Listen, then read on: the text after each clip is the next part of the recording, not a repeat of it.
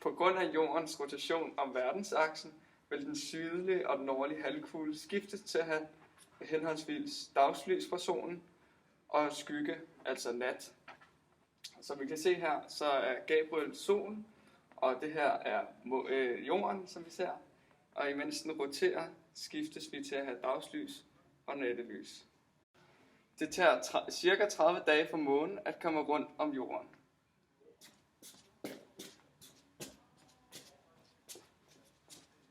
Jorden kommer rundt om månen.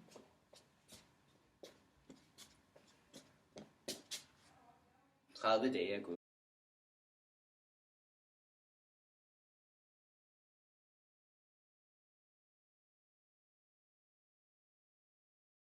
Nu vil vi fortælle lidt om, hvorfor der findes årstider. Jordaksen hælder ca. 23,5 grader i forhold til jordens baneplan omkring solen. Det betyder, at jorden altid er rettet mod en side, når den går rundt om jorden. Solens stråler vil ramme jordens overflade mere direkte forskellige steder på forskellige tidspunkter af året. Hældningen af jordens akse får den nordiske halvkugle til at hælde mod solen om sommeren. Det område af jorden, som vender mod solen, bliver varmere på grund af forøgelsen af solstrålerne. Solens stråler rammer den del af jorden, som er på den mere direkte hældning. Derfor har vi varmere årstider som forår og sommer. Så det er grunden til, at man har forår og sommer. Men grunden til, at man har vinter, det er fordi, at den sydlige halvkugle vil hælde væk fra solen, og derfor bliver det så koldere. På det her tidspunkt, der er solens stråler ikke direkte mod jorden, og det er så derfor, det bliver koldere. Det er ret nemt at tænke, at jordens skiftende afstand fra solen gør, at vores årstider ændrer sig. Men det er ikke rigtigt. Jordens afstand fra solen ændrer sig ikke nok til at skabe sæsonmæssige forskelle. I stedet ændrer vores årstider sig, fordi jorden har en hældning på sin akse, og hældningsvinklen for den nordlige og sydlige halvkugle til at blive plads i løbet af året. Og derfor modtager de to halvkugler solens lys og varme på forskellige tidspunkter af året. Okay, så vi starter med at have nymånen her, som er på linje med jorden og solen, hvor at den er midt i. Og vi kan se, at solens stråler rammer her på bagsiden af måneskiven, hvilket vil sige, at resten den er så mørklagt.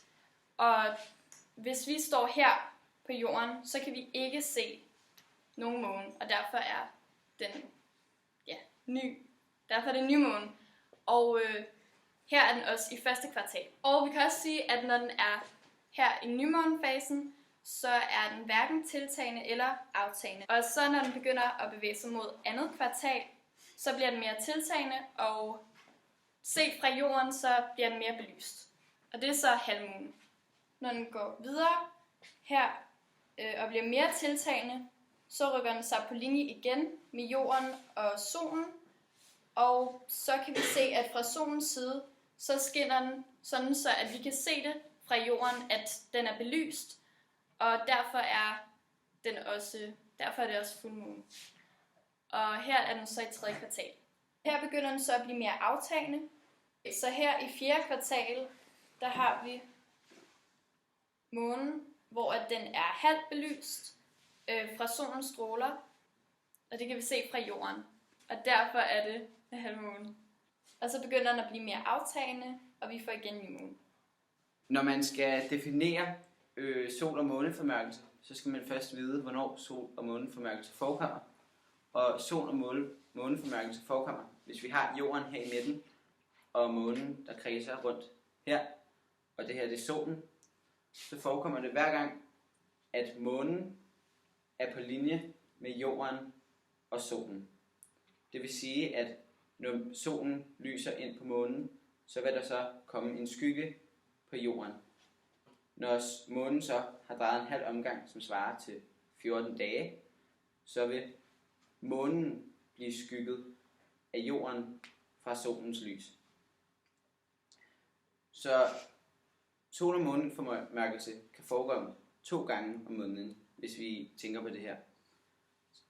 Men det forholder sig sådan, at månens bane er vinklet en smule i forhold til jordens bane rundt om solen. Derfor vil, når banen ser sådan her ud, så vil der ikke kunne forekomme sol- og måneformørkelse, fordi månen vil være under punktet, hvor at, jorden er på, og derfor vil skyggen fra månen gå under jorden. Når den så er heromme, og der vil forekomme måneformørkelse, så vil linjen så gå over jorden. Når jorden så har drejet en kvart omgang, og er kommet herover, ellipsen den vinkler samme vej i universet, lige meget hvor meget jorden drejer sig. Så derfor vil der nu være 2 steder, hvor at månen er på linje med jorden og solen. Og derfor vil der kunne forekomme måneformørkelse og solformørkelse på de 2 punkter, som er nymåne herover og fuldmåne herover.